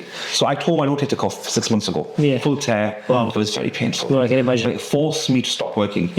So it makes you to think, and then to find solutions. Solutions. So sometimes you see a pain or an accident, it's actually a blessing in disguise. Yeah, absolutely. We as Muslims, we say, we plan and Allah plans, and His plans are always the best plans. Yeah, exactly. You just don't know. Yeah. And so I tore the rotator cuff 6 months. I was in agony. It's fine now, but during that phase, I really kind of forced my staff to take on responsibility. And it worked. It really did work. The downside of it is I've had staff members just recently leave. It's too much stress. In a way. And then I've had to take on the workload again. So I'm kind of back between that again. Well, that's one thing. I get them and I delegate. I prioritize health. I make sure I get a workout in. That's the key. As long as I've done a workout that day, you feel you can handle everything. That's right. There's 2 things. I lie. There's 2 things. One is the workout and my spiritual side of things. So as a Muslim, there's certain things that you have to do as a Muslim. You have to pray 5 times a day. I make sure I ensure that my 5 prayers are done. They are key. It helps. It helps. I'm very fortunate in that sense. It really helps. And I've got a group of brothers around me that are very, very consistent with it. That's good. It matters if you have also, like I would say, a group of people that you keep yourself not accountable, but thinking me. Like, He's accountable. He's accountable. Yeah. You know, like I've got a friend, like, you know, with Son, for example, if I don't pray, that's one of the first questions asked me. Have you prayed today? You know, and it's nice to have that question. And it's not any judgmental. Yeah, no. Because you understand the benefit of it. Exactly. Exactly. And you know, as Muslims, prayer is something that is a core of who we are. You know, so you know, I come across many Muslims say, "Oh, God's in my heart," and you know, I say, and it seems almost mean me saying this, but the reason I say, if God was in your heart, you would pray. Exactly. Yeah. If it is, true. If He was actually in your heart, you'd be praying. True. You wouldn't not be able to pray. Yeah, true. Like, you know? For example, me, I reconnected more recent with God, like in the past 4 years, and I'm not a Muslim or Christian, but the same, I reconnected, and like since I reconnected, I'm doing morning and before every day. You know, so that other people don't do the same. It's like if you really have that connection, or if you will do it. You're consistent with it. You're consistent, exactly. You know, people that go to gyms, you can't be consistent. You can't say I'm a bodybuilder and they never go to the gym. It's in my heart. Yeah, it's in my heart. It doesn't make sense. You know, and I said to people, look, you know, if you are telling me you're a Muslim and you love God and He's in your heart, then you are gonna pray. And then the other thing I would go back to is the greatest punishment for not praying as a Muslim is that you don't pray. So you don't get the benefit. You don't get the benefit. That's the greatest punishment. You know, as a Muslim, and this just a couple of years ago, my PTSD got really bad, and I was in a very dark place. You know, a whole bunch of issues, but I really kind of tried to force myself to connect with God, because one of the things I realized is, look, everybody's going to leave you. At some point, God never. At some point in your life, forget the people that don't like you, they're going to leave you anyway. But even the people that are close to you, like right now, if my best friend falls ill, he can't help me. Exactly. Everyone can disappoint you, or even if they don't want to, they can. Even if they don't want to, and that's the key, isn't it? So, but God, He's always there. All the time. And He never turns you away. You know, you've always got a redemption path back to Him. And He's always willing to listen, and He's always there for you. True. Always. Or you know what I seen also, because I have a weird story. Like I kind of said God doesn't exist anyway. Like when I was like 18, 19, and about like 10 years of my life, it was just going downwards and downwards because I said it doesn't exist. But that's because my mind was bad and some bad experiences anyway. And after I reconnected back to Him, and everything started to work out for me, like I got back on track with everything. My mental health improved, everything. I changed my job from a warehouse to a photographer. And now I'm doing this podcast with you. So everything is good. The thing is with God, what I realized, He was with me even when I was not with Him. You know what I'm saying? Beautiful. So now I'm looking back on all those 10 years, and even though I was struggling at this, but because of my own fault, and I see He was there even then, because I see some, some incidents or things that happened that also helped me when I was not deserving it. Like I see now, I was like, wow, it's crazy. That's insane. That's deep. Spiritually speaking, that's very deep. You know, even you recognize that even when you weren't obedient to Him. And you didn't believe it. No, exactly. You know, He didn't abandon you. You know, and this is the thing. He was still there. He was there. He loved me. He helped me to. And that's the best friend, isn't it? That for me, that is a true friend, someone who truly cares for you. And He also understands you. He understands you fully. Understands you better than himself. Oftentimes, you'll come to that conclusion that God understands you, even because sometimes you'll ask for something and you won't get it. No, not immediately, but He knows why. He knows why. Exactly. You know, He knows how to. He knows what you need and when you need it. And you have to put trust and faith in that. You know, you really have to put trust and faith in that. You know, but this is the thing with you know. I don't even know how we got onto that topic. How do we speak? Yes, I think how you deal with all this doing all this. Doing all this spirituality. So I make sure that I make sure I get my gym session, and then I make sure I'm doing my prayers. If I've done my 5 prayers for the day, I can go to sleep thinking, you know, I've achieved something. But the biggest problem is going to bed feeling you've achieved nothing. True. And most people don't do this. Most people don't go to bed and recollect. Have I achieved anything? Have I done what I should be doing today? Have I achieved anything today? You know, and I like to go to bed knowing that I've achieved something. That's good. You know, and when I've prayed all 5 times a day, I know I've achieved something. Of course. You know, and that's how I manage, I suppose, everything else I do during the day. Just them 2 things. I think prayer in general, it helps you I was saying maybe you have many things, and you can't do all of them at once. But somehow it gives you the priority, the right priority at the right time in order for you to do all your things. Yes. I think. You know what I'm saying? It schedules you. Yeah, somehow. Like I found this, somehow absolutely. The intuition gets better, no? And you know when to leave one task, when to take the other one, Absolutely. and you all the time, you all down the one time. You know what I used to do was I used to be scared to take breaks. I used to think, if I take a break, if I stop for a second, I'm going to lose time. And then what I started doing was really focusing on the prayer at the time of the prayer, doing that at the right time, and just taking my time doing my prayers, not rushing through it. And what I found was in that 15, 20 minutes I was praying, my adrenaline levels was calming down. I was definitely getting flooded with serotonin, dopamine. I was feeling much calmer, and I was feeling refreshed for the next portion. You know, so let's say for example my morning prayer, 6 a.m. in the morning, you wake up, you do your prayer very early, go straight to the gym, have a little bit of a crash, bit of coffee, carry on with the day. Midday comes, you do your midday prayer. You've had quite a long time now, so you need a little bit of a break. You have a go ablution, you go to your wudu, you have a wash, you feel fresh, you do your prayer 15-20 minutes, you're ready to go again, you feel great. Then your next set of prayers 4 or 5 hours later, your next set of prayers 3-4 hours later. Still feeling fresh all the time, but But that's kind of, I would say, how I manage things, you know. And then I'll not lie, I think a big part, and I'm honestly, guys, I thank you time again. I have a great team. Just that, I My think team's brilliant. I can honestly. imagine it. Like, you know, right from the people that are running the admin side of things, to the marketing, to my clinicians that work with us.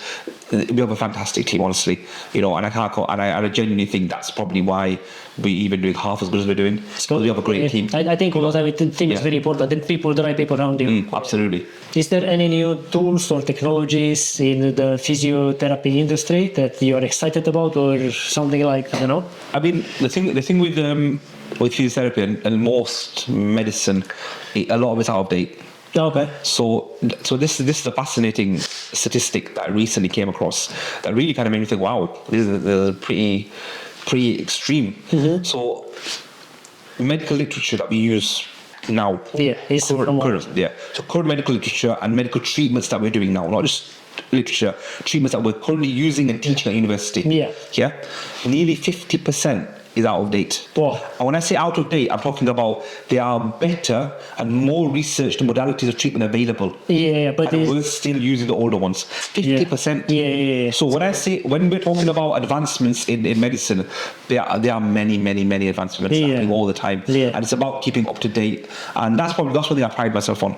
Sometimes people will come to me and say, okay, man, why are you doing that therapy? Why are you doing this therapy? It's because I'm involved in research. You know, I'm involved in clinical trials. We're doing this now. And we know what works. The science has come a long way. And I'm very holistic at the same time. I'm not entrenched only medical. I very much take a holistic approach. I love herbal medication. I love traditional medicine. I love it. You know, and I think using that is far more effective than what we use in terms of medical treatments. So currently there's something called DPC 157. It's a peptide. I heard about this peptides. Peptide therapy, it's big. So we're a licensed peptide clinic. We do peptide injections from here as well. You do peptide? So if anybody's looking to get peptide injections done, give us a shout. You know, come and chat to us, and we'll explain what it's all about. But there's one called BPC 157 that I love this peptide. Highly researched, a lot of good information out there.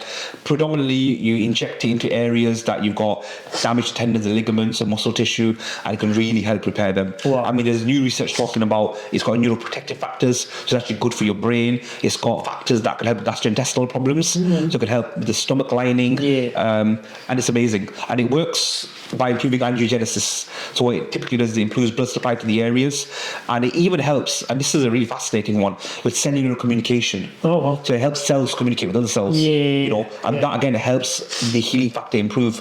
What you'll typically find is healing occurs for a certain amount of time, then stops, and you get a lot of scar tissue settling down. And one of the reasons for that is because what's happening is that communication is taking place effectively. These peptides will keep it going. You know, and restart it sometimes as well. And we've seen some insane results with it. So peptide injections, peptide therapy, TB500 and BPC 157. These are something we're using a lot recently, and we've seen some really good results. So like, you know, like meniscus damage in the knee, shoulder injuries, impingements, you know, tennis elbow, you know, wrist damage, ankles.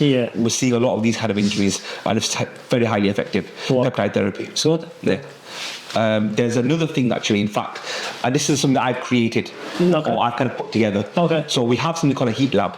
Okay. I'll show you this later on. Okay. So the heat lab basically is a 60-degree infrared heated room. Infrared. Infrared. With red light or something? Yeah, but with red lights and infrared bars around the room. So the entire room is heated 60 degrees, Okay. but with an infrared element. Nice. So you've got the frequency of the infrared waves as well, and you've got the heat therapy in there. Sounds interesting. Yeah. Oh, it's incredible. And we do treatments inside that room. So we do massages in that room, we do cupping therapy in the room, we do stretch therapy in the room, and we're going to do weight loss sessions in the room as well. Oh, okay. So we'll take you in there and we'll do some fitness sessions in the room with you as well. So you'll lose weight a lot faster, more effectively. So we have those kind of things. And that's something we've done ourselves. Nobody else has that. It's an exclusive That's good. to us, to the recovery. Yeah, people should check this out. Yeah, definitely. Yeah. What was your biggest challenges in life and in career? Oh, I think the biggest challenge in life was the career. Okay. I would say. Yeah. I would say personal relationships. I think I've managed to handle most of what life throws at me. Pretty. When we kind of need to, even if we don't want it, no? Yeah, absolutely. Honestly, it's like I've been fairly resilient. I would say, and I'm the sort of person that kind of just gets on with things. I think relationships was an area where I really struggled. Growing emotionally, developing emotional intelligence. I always say that. And I don't know why I apply this to Muslim men, but it applies to all men. The men should really think about when we say numbers, 8s and 10s out of 10. That's what we should be aiming to be across the board. To be 8 out of 10? Yes, Okay. minimum. And that doesn't take a lot. Yeah. That doesn't take a lot. Yeah. If you come today and you're dressed inappropriately, you're dishevelled, you didn't speak well, you had no manners, you would immediately drop in those numbers. Yeah. There's some very basic things that you could do. You need to have them in place. Absolutely, just to elevate yourself. I'm always telling my boys that the strongest weapon in your arsenal is your vernacular, the way you speak. Yeah. Your vocab and your vernacular will save you from so many problems. Yeah. And it will give you opportunities that other people won't have. Sure. So I said there's things that make you, and I said one of the things is emotional intelligence. Yeah. So financially, emotionally, physically, and intellectually, we should be 8s and 9s across the board. Yeah, we should strive for that. Yeah, strive for that. Even if we are not, we're striving for something. And this is what I'm saying. People kind of think it's out there reach, but I don't really necessarily think it is. Yeah, you could spend 6 months in the gym and become an absolute monster. Yeah. There's no doubt. It would take a bit of work from your side. Yeah. It would take work going up at 6 a.m, going for a run, going to the gym, eating healthy. Yeah. But 6 months after that, you would be an absolute monster. Yeah. So it's very achievable. Yeah, it is. You just need to strive for it. You just strive for it. Or have the goal, because if you don't set the goal, you don't have, of course you feel like you don't have where to go because you don't have anything to. Absolutely. Yeah. Even if you not achieve your goal, but it's good to have it. Yeah. Because you're still gonna go towards it, and you're still gonna end up somewhere in the middle at least. Yeah. Be goal oriented. Yeah. Goal oriented. Exactly. Yeah. And I think that's what it goes back to. For me, the biggest challenge, I think, outside of my career. With my career, I've not really had many challenges like that. Because you feel like you all that I could manage. I mean, you just that's good. Like even when I have very complex patients, Yeah. and they'll come to me, and I'll just say to them, You'll find a way, yeah? Yeah, I find a way. I might not have the answer there and then, but we could speak to the right specialists, learn, educate ourselves, research, and get the answers. Yeah. Whereas on an emotional level, I didn't have that level of emotional intelligence, so I struggled a little bit. Yeah. I went through a bit of therapy, etc., and I managed to improve in that. That's good. But I think that was my biggest challenge. Yeah. That was probably my biggest challenge in relationships. Yeah. I think it's also a bit a modern era thing now. I think we all struggle with emotional, even younger generation, even my generation, even ours, everyone, because before people didn't know these things, if you get me, like people were just going like our parents, going through the life, and maybe they were like stressed, and they were like they also needed this emotional intelligence, but they didn't know, and they didn't have time to relax. I think what I'm saying. I think 100%. So now it's coming out, and we are the first generation that deals with it. Probably, I think, no. One of the most effective ways of dealing with stress and emotions is physical activity. I would say those early generations, all they did was physical activity. Yeah, so that's why they could regulate it better. Yeah, regulate a lot better. Because there was physical work. Yes, and there's a lot that we do. For example, when we talk about processed foods, did you know that? So antibiotics. Antibiotics. One cycle of antibiotics in a year. So for example, let's say you get a UTI. You're prescribed antibiotics for 7 days. Yeah. That cycle of antibiotics destroys all your gut bacteria. You know, but I'm taking also paracetamol and ibuprofen, doesn't it? That's what I do. yeah, it certainly does. It causes damage as well. Yeah, but I see. But this is specific to antibiotics, and this is where mental health comes in. So you take this cycle of antibiotics for 7 days, you've destroyed your gut bacteria. For the rest of the year, you are now predisposed to an additional 27% increase of clinical depression. Yeah, because it's in the gut. Yeah, you kill your gut bacteria. And we're not even talking about, I feel a bit sad. No, we're talking about your chances of clinical depression. Wow, that's crazy. Has increased by 27%. Yeah. You take two cycles, over 50%. Wow, that's crazy. So it's no wonder people are walking around depressed and with mental anxiety. Because the gut is destroyed. Yeah, that's one of the reasons. But think about how many other things are affecting your mental health that you're ingesting. Processed foods, we talked about sugar earlier. There's so many factors. Yes, all of the combined is even worse. Our earlier generation didn't have all this. No, it was having proper food. They were immunity was stronger. You know, they had more resilience. That's where we are struggling.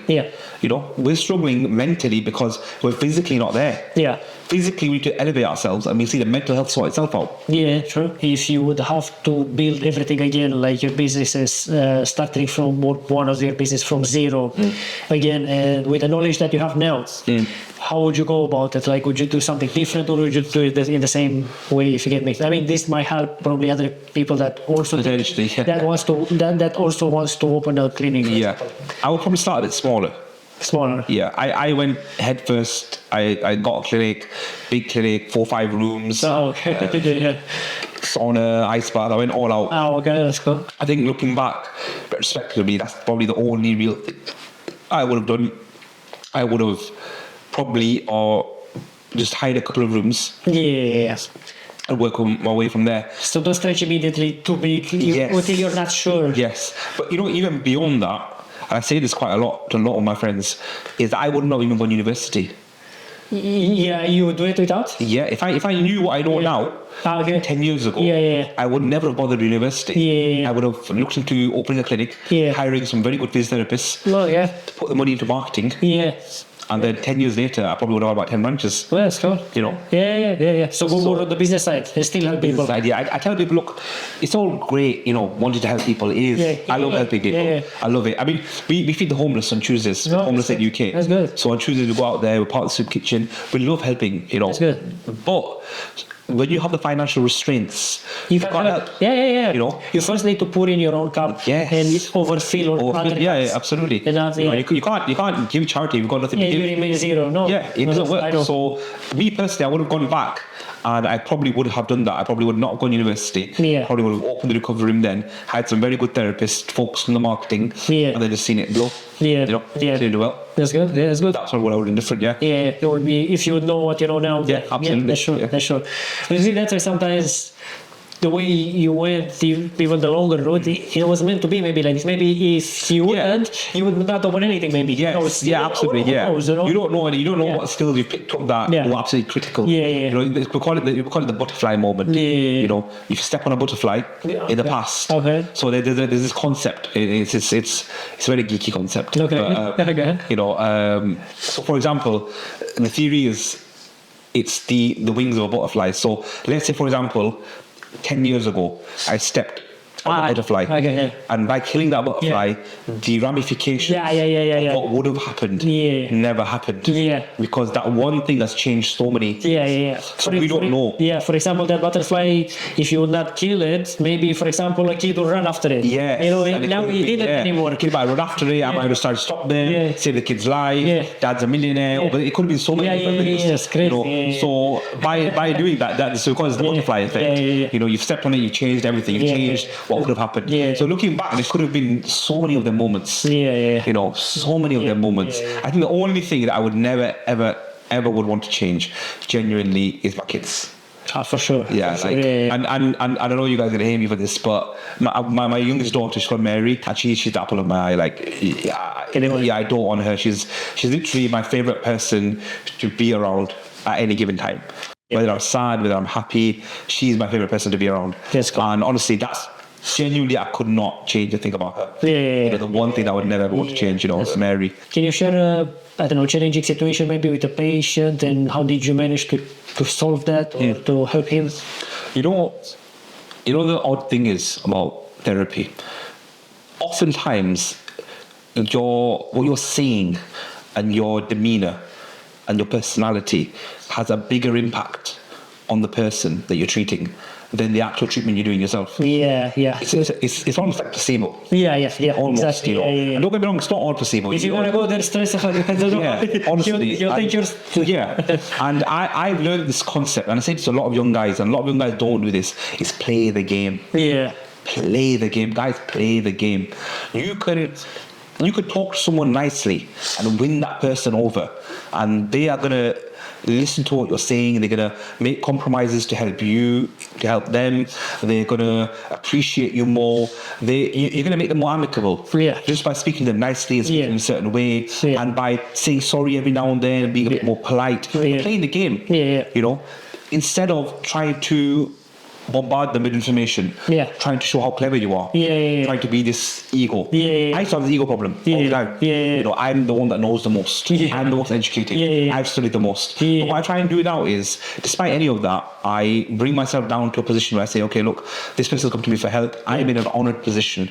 Yeah, true. It's an honour for me to be able to take care of somebody and their health. They've trusted me with their health. How can I help them? And I very much put myself in a position of servitude.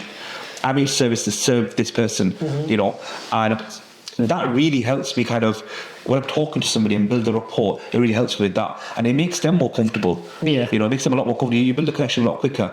And one of the most challenging cases that I had was because of this. It wasn't actually because it was a complex injury or a complex medical issue. The issue was I couldn't get through to this person. Yeah, because the emotional... Yeah, they weren't really... We didn't click it. You know, can make it click. And that was, I really struggled with that. So I can remember for weeks, and it was an elderly patient, very elderly. He kept coming back every week. You know, it was a knee injury, he kept coming back, treatment after treatment. And I finally broke through. You know, it took me like 3 or 4 weeks of just, uncle, how are you? How was the family? How was this? How was that? And then in the end, we ended up talking about, it was a dish. It was like this thing called methi. It's like a dish you get from India. It's like a small snack bar. We ended up talking about that. We ended up bonding over it. You know, we took a lot of persistence. A lot of, honestly, I had to really try hardest. Bite my tongue a lot. Listen to some of the things that he was telling me, just to really bite my tongue. But by the end of it, I developed this rapport with him. You know, he became a regular client. I see him regularly all the time. I'm not even going to say I'm particularly fond of him, but you play the game. Yeah, exactly. You know, you play the game, you get the results. You know, and that's what I did. Yeah. You know? Or sometimes I'm thinking maybe someone can come with a problem, and you maybe seen it tens of times. You know you can solve it, but they are more affected. They're very, so you need the same maybe to get into there. Oh yeah, understand. It must be really hard for you, even though you know it will be solved. People are really into, you need to get into. Yeah. If you're coming to me now, you got really bad back pain. When you touch you, you're on edge. So you have to really make them comfortable. You know, like speaking is what. It really does. You know, they did a study on the cadence of someone's voice and how it can really reduce your adrenal spike. So certain people, the way they talk helps physically calms you down. Actually, physiologically calms you down because the cadence of the voice. You know, so you have to develop that kind of cadence, to learn that way of talking to people. Especially say when people are in pain and comes to. Absolutely. You know, so that's what I'd say was probably one of the toughest ones. Is just getting through to him. He was a stubborn old man, and just getting through to him. You know, that's cool. What's one piece of advice would you have for your younger self? I'd say train. Get in the gym. If you're not in the gym, and don't get this twisted. Like, there are many important things that you should be doing, but the gym is absolutely should be a core part of your life. If I could talk to my younger self, I would absolutely hound him to get in the gym. And for a variety of reasons, when you see somebody who's in shape, you automatically assume a few things about this person. This person must be dedicated. They're consistent. They've spent time sorting their body out, so they must have gone dedicated consistently to the gym. They must be patient. They're able to wait. They need gratification. You don't see results straight away. So it takes time. You show the quality of it. Show the quality of it. If this person has a delayed gratification response, they have an ability to be patient. They have self-respect. No person really respect themselves when they go to the gym. You know, they have self-respect, and because they've got self-respect, they probably have respect for others as well. You know. These are the things that matter when you first see somebody. First impressions. You know, before anything comes out of their mouth. That's what matters. The body's speaking. That's true. You know, so I would highly. That's what I said to myself. Yeah. Go to the gym, work out. Make it constant. Make it like constant. 3-4 times a week, Yeah. please. No. Like I would have. No, I mean now I'm training 4-5 times a week. Wow. But I'm talking the intensity at that age. Yeah. I would have just turned myself into a monster. Yeah, I get it. You know, I really would have. Yeah. You know, there's a whole trend going on now about dad bods. Dad bods are in fashion, you know, like. I know. Yeah. But it's not the same. No? And I'm saying to myself, like, why is this a thing we're accepting? Yeah. We should try for better. Try for better. Yeah. Like, you know, you go to these clothing stores now, and they have with the bear. What are you guys doing? Yeah, they promoting the unhealthy, basically. Yeah, Honestly, very good, I think it was Aurelius that said that it'd be a shame for you not to see the potential of what you can achieve physically. Yeah, the power of your body. Yeah, you know, and it is. Yeah. Like, for you to never have been able to see the What you can potential of do. what you could physically have achieved, Yeah. it's a darn shame. For a man. And the fact that as a society accepting being looking like, I don't think that's okay. It's not okay. It's not, especially, you know, it's a trend now with the same plus. So not only dead bones, like even more. So even more. Yeah, it's not good. Yeah, but it's not good because so unhealthy. See, it's basically you're telling on an alcoholic, you keep drinking because you're having fun. Yeah. So it's the same when you tell to a person you're okay like this, eat how you want, it doesn't matter because you're okay. No, it's not okay. It's not okay. You're one step from diabetes, one step from heart attacks, And the stress of that condition isn't even on the person. Because more often than not, they're traveling well to work. Yeah. So they're living off the system. Yeah. And even if they are well to work, they still use the NHS. Yeah. And then they become a burden on the NHS. Yeah. You know, I worked in the hospital. You know, once we had this patient in the hospital, he was 36 stones. The room that we had to put him in was on a different ward because the physical floor couldn't support his weight. That's crazy. Plus the weight of the bed, a special bed, a bariatric bed, plus the weight of a bariatric chair, and the 6 members of staff that it took to move him in and out of bed. So you see how, So because of that, you know, that's how much of an impact it had on the NHS. Yeah, I can Because of his imagine. weight. Yeah, and what's the future vision? Where are you heading? Like, any future plans? I'm a simple guy, brother. I'm honest with you. I talk a lot.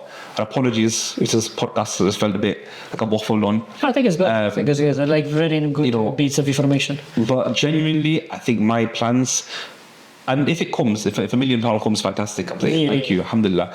But my plans are to financially become residual. That's the plans. You know, financial freedom. Financial freedom. I'm not even talking about becoming a millionaire. I'm just talking about enough for financial freedom where I can live somewhere comfortably without stressing. Yeah, and you're going when you want, where you want, doing what you want when you want. That is the plan. Yeah, I mean, all I want to do is go somewhere a bit warm. Yeah.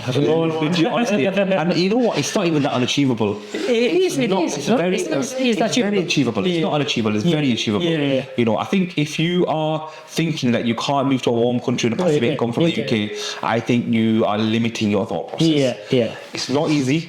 No, but it's very doable. But it's not impossible either. Yeah. And personally, I want to see myself retired by the time I'm 40. Good. In a few years' time, if I'm living, if God gives me life, and I'm still alive and I'm still healthy, I want to be done working at that point. That's good. That's good plan. Yeah. So that's the good future vision. Yeah. That's the plan. You know. And then just train, eat healthy, enjoy the sun, spend time with my kids. That's it. Yeah. So, which country would you have in mind if you would? I've got a few countries in mind. Yeah, which one? I've thought about Spain quite a lot because it's in Europe. It's in Europe. Yeah. It's not too far. They've got good healthcare system. Money is kind of okay. I mean, it's not like probably Greece or something like. But see, this is interesting, isn't it? You wouldn't have to worry about the money at that stage. At that stage. So you can. I'm not thinking about the money. Yeah, be anywhere. That's true. I'm thinking I don't want to spend too much money. Yeah. But I want to be comfortable. Yeah. So Spain was one of the areas I really thought about, and it's quite close to North Africa as well. Yeah. I want to go to Morocco, Algeria. They're quite close by. Yeah. You know, and so you've got options for Spain. My other options I was thinking was Thailand. Thailand more the Phuket region where a lot of the fighters go. Maybe do something a little bit. Keep myself busy. Keep myself a little bit busy. You know, work out there. Or maybe take the recovery room there. Take the recovery. You know what? It's been suggested so many times. You know, and maybe just as a manager, not necessarily like as honestly, doing that. I've had so many people message and call me about this. They said, you know, we want to open a recovery room in Thailand. We want to open a recovery room here. Dubai. Have you ever thought about this? How you call it? Franchise? Yeah. We've thought about it a few times. What it is, the recovery room is a labour of love. So by the way, it's yours. It's mine. But I think from a common sense point of view, it would definitely be in the future. It should be. Yeah, absolutely, it should be.